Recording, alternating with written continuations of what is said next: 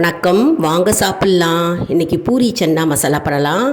வீடியோக்குள்ளே போகிறதுக்கு முன்னால் நம்மளுடைய சேனலை சப்ஸ்கிரைப் பண்ணிவிட்டு ஆல் பெல் பட்டனை ப்ரெஸ் பண்ணிக்கோங்க. அப்போ தான் நான் போடுற வீடியோஸ்லாம் உங்களுக்கு உடனுக்குடன் நோட்டிஃபிகேஷனில் தெரிய வரும். இப்போது தக்காளி கட் பண்ணி வச்சுட்டுருக்கேன், பச்சை மிளகாய் வச்சுட்டுருக்கேன், வெங்காயத்தை நல்லா தட்டையாக கட் பண்ணி வச்சுட்டுருக்கேன். இங்கே வந்து இஞ்சி, 2 கிராம்பு, ஏலக்காய் வச்சுட்டுருக்கேன். மிளகு 3 மிளகு எடுத்து வச்சுட்டுருக்கேன். இஞ்சி துருவி வச்சுட்டுருக்கேன். சன்னா வந்து ஊற போட்டு தண்ணியில் போட்டு வச்சுட்டுருக்கேன். முதல் நாளே ஊற போட்டு வச்சுருக்கேங்க.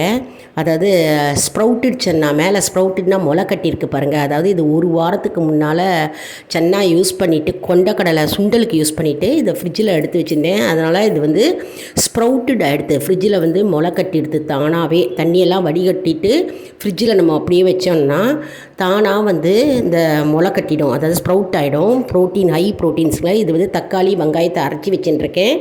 கூடவே வந்து இஞ்சி, சீரகம், சோம்பு அரைச்சி வச்சுட்டுருக்கேன். தக்காளி பியூரி அப்படின்னு சொல்லலாம். இப்போ வானிலை எண்ணெய் ஊற்றிட்டு வெங்காயத்தை நல்லா வதக்கிட்டு கிராம்பு அப்புறம் ஏலக்காய் மிளகு போட்டுட்டு அதுக்கு மேலே வந்து தக்காளியை மேலே போட்டு நறுக்கி வச்சுருந்த தக்காளியை மேலே போட்டுட்டு நல்லா வதக்கிக்கணுங்க.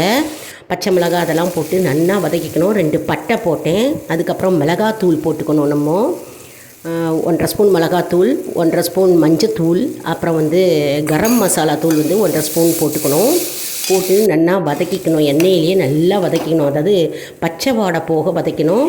அது மேலே வந்து தக்காளி, வெங்காயம், சீரகம், இஞ்சி, சீரகம், சோம்பு போட்டு அரைச்சி விட்ட தக்காளி பியூரியை போட்டு நம்ம நல்லா வதக்கிக்கணும். அதுக்கப்புறம் வேக வச்ச கொண்டக்கடலை, சன்னா கொண்டக்கடலை வேக வச்சது குக்கரில் வந்து உப்பு போட்டு வேக வச்சுருக்கேன். அதை வந்து மேலே ஊற்றிக்கிறோம். நம்ம அது மேலே போட்டுக்கணும். அப்புறம் தேவையான அளவு உப்பு போட்டுக்கணும். போட்டு நல்லா கலரி விடணும். கலரி விடும்போதே இப்போ வந்து கமன்னு வாசனையாக இருக்குங்க. அதாவது எல்லாமே இதில் இருக்குது. பச்சை மிளகாய் இருக்குது, வெங்காயம் இருக்குது, தக்காளி இருக்குது, சன்னா இருக்குது, இஞ்சி இருக்குது. நான் பூண்டு போடலை. மேலே வந்து நம்ம வந்து கொஞ்சோண்டு வெல்லம் அப்படிலாம் நாட்டு சக்கரை போட்டுக்கணும். அதாவது டேஸ்ட்டை வந்து என்ஹான்ஸ் பண்ணுறதுக்கு இது மிளகாத்தூள், உப்பு, காரம்லாம் இருக்குது இல்லையா, அதை ஈக்குவலைஸ் ஆகும். அதனால் வந்து வெல்லம் போடலாம். இது ஆப்ஷனல், போட்டால் போடலாம், இல்லைனா இல்லை. அதுக்கப்புறம் பூரியை நம்ம வந்து இட்டுக்கிறோம்.